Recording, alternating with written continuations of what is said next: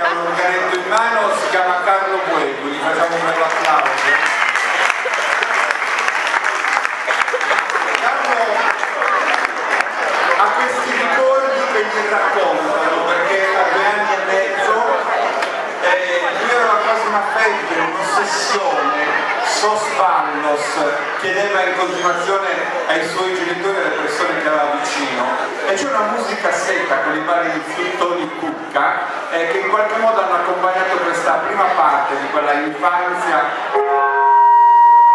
di una crescita che ovviamente valorizza la volontà di apprendere e di entrare nel mondo delle tradizioni. Canta anche nel tenore con zio Armando Piras e poi tante esperienze legate alle formazioni, anche se il suo primo organetto, una volta mi ha raccontato in televisione, glielo prestò Marcello Marras, lui aveva 14 anni e quel suono gli aprì ovviamente un mondo che poi è diventato il suo. E un altro Carlo è vicino e lo accompagna anche in questo discorso legato a uno spettacolo in piazza molto bello, molto ricco di suoni e di Sardegna, e gli facciamo un bel applauso. Carlo Crisponi,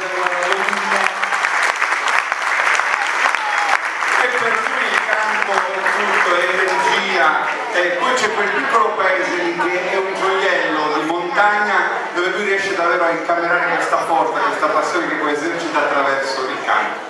Intanto facciamo entrare anche le coppie di Nuoro che accompagneranno il canto e il ballo dei due Carlo. Eccoli qua.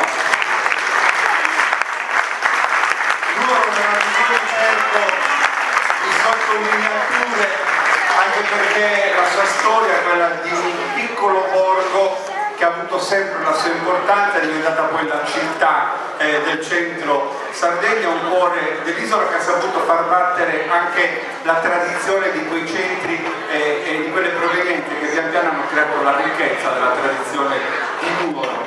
Però permettetemi di dire una cosa privata, ecco, che non riguarda la musica ma che fa molta musica, perché questi due signori, ognuno per proprio conto e con le rispettive famiglie, nel 2013 saranno papà, quindi gli facciamo un bel applauso, perché quando dicevamo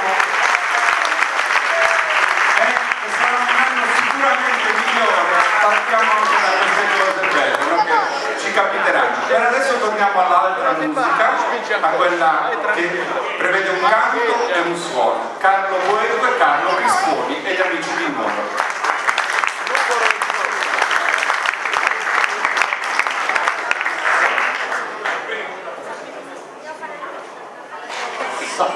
Prova, prova.